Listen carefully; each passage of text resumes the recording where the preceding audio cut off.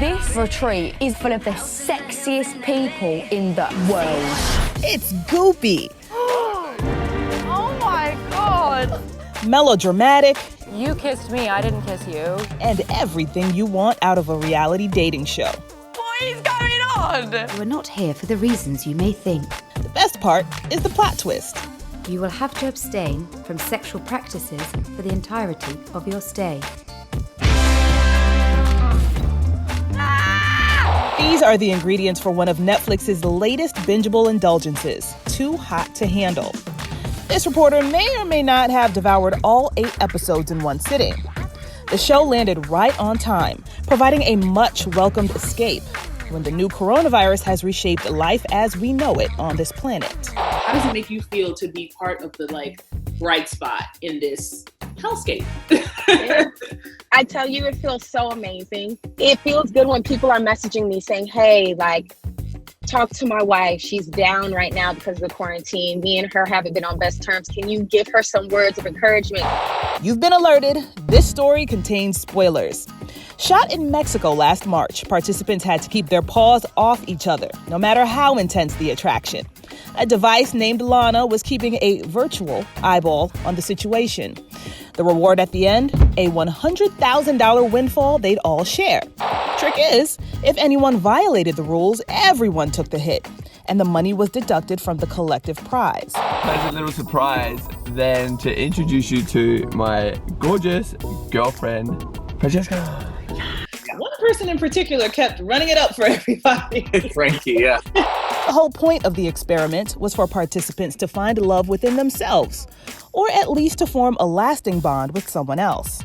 Or should I keep filling him out and seeing how far I can push him? Rhonda and Sharon seem to do that. Are you guys still together?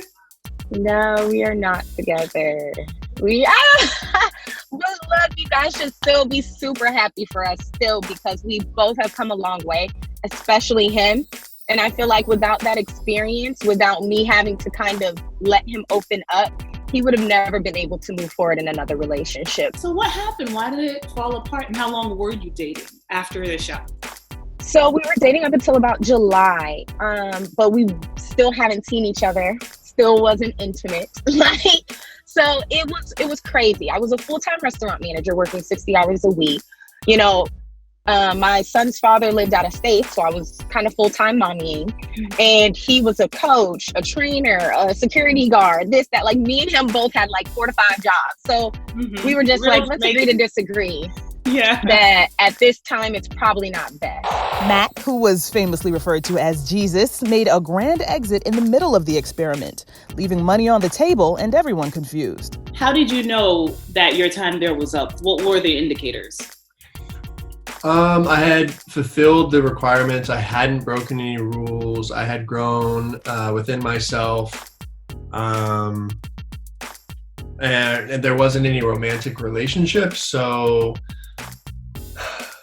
I wasn't going to be challenged any more than I already had been. I feel like I'm stuck, can't get out.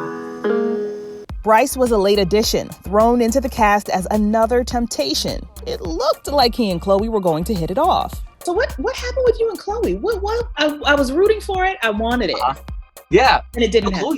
Something about Chloe's energy just drew me in, and I definitely wanted to go on that journey with her to try to find out what could happen. And, I thought it was going well for a little bit, but she always had a little bit of holdups. In a way, the show's theme of not getting physical was like a training camp for the isolation we're now all experiencing. And I'm like, but you know what? It prepared about 10 to 15 of us for this. Because we were all kind of, living it and understanding it. So now I feel like it is a good timing because we are all in this world now. We're all living in different places. Now we can educate everybody as to this is possible. Don't freak out. Although Bryce, Rhonda, and Matt may not have found their forevers on the show, they're all still dating or open to it. And are you seeing anybody now? Nothing very serious.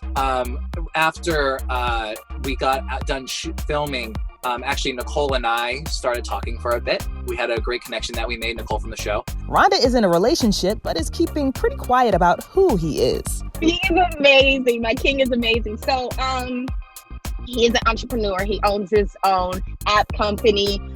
He's been supporting me through this whole journey, helping me build myself up in everything that I have to do. All right, I'm putting this on the record. Matthew Smith is looking for a relationship. Wow, even under quarantine. No. No, we're going to do this the right way. I'm going to wait till things are open. I'm going to take whoever it is out to dinner. I'm going to have a person-to-person physical, at the same dinner table conversation. I'm not a Skype dater. I'm not a Zoom dater. I enjoy feeling the energy of the person I'm with. And in case you're wondering how the most costly couple ended up. So me and Francesca met on a Netflix show and fell in love, and now we are getting married. Turns out Lana may have been onto something after all. For InsideEdition.com, I'm Stephanie Officer.